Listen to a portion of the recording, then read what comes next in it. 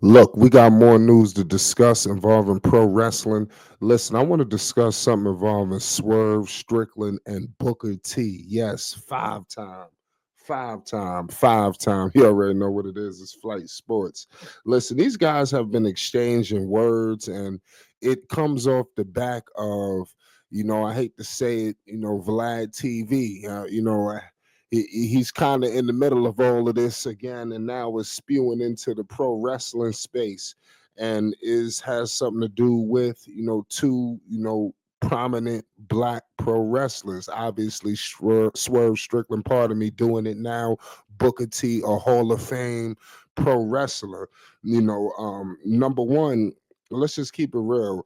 Swerve is speaking about basically black representation, and I got to keep it all the way real with you. He's got a point to a certain extent. Number one, I love when I turn on AEW. I love what I'm seeing from the Hurt Syndicate. I just love it. Like, I mean, you cannot put three prominent black, pro wrestlers to. I mean, they just look like $1,000,000. Ain't no chucking and jiving. Ain't throwing pancakes. I mean, this is serious. All jokes aside.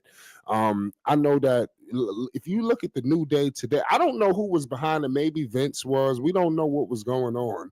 But the New Day throwing pancakes, throwing cereal, talking about his bootios. I don't think people understand. I know people was laughing and joking, and we admired what they did in the ring. That was not good. Black people turning that on, that was not good. You turn the average Joe, they see three black pro wrestlers doing it, they just look like complete idiots. You understand? And now you see the New Day, as heels, and you don't see any rainbows in the hair. You don't see any of that.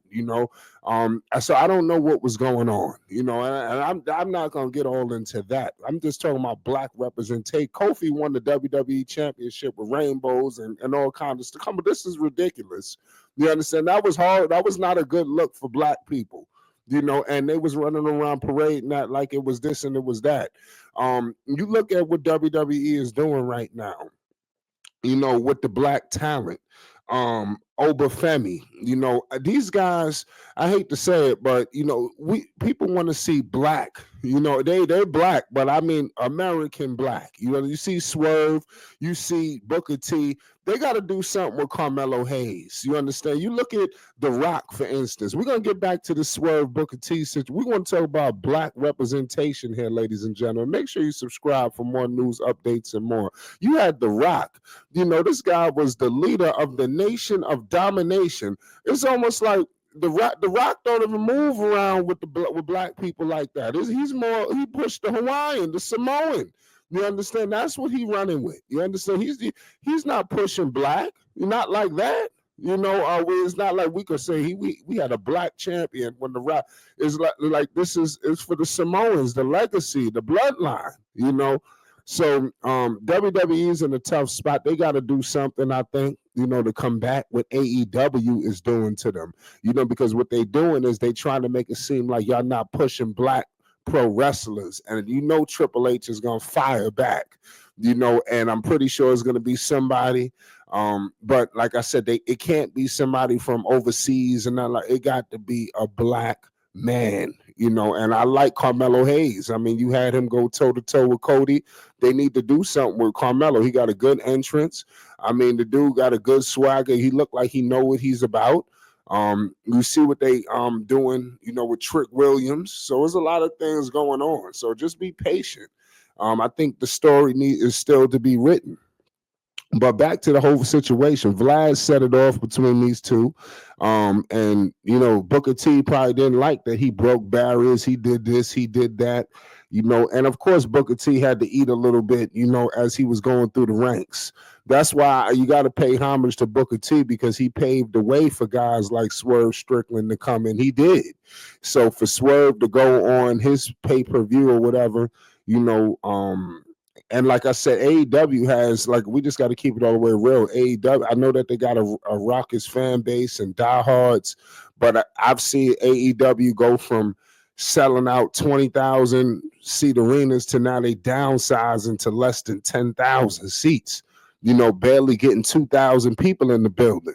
You understand? So I'm just saying, I know business is picking up. Give them credit. The storylines is looking good. You know, things are starting to pick up. We got to pay homage where homage is due.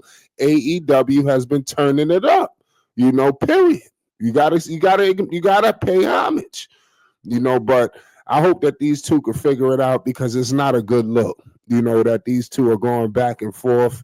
And for you to go there and say that about Booker T at the end of your pay-per-view, I don't think that was good. And it could carry you, you know, as you go on, you know, because who knows, you know, what the future holds. Booker T, he's solidified. He's a Hall of Famer. What about you? You know, so we're going to leave it at that. It's Flight Sports TV. If you want more news, updates, and more involving pro wrestling, you already know what it is. We're going to be bringing it to you. This is a crazy situation. Let's get in the comment section. Let's get interactive. If you rock with AEW, if you rock with WWE, let's get in the comment section. You already know what it is. Peace and love. It's Flight Sports TV.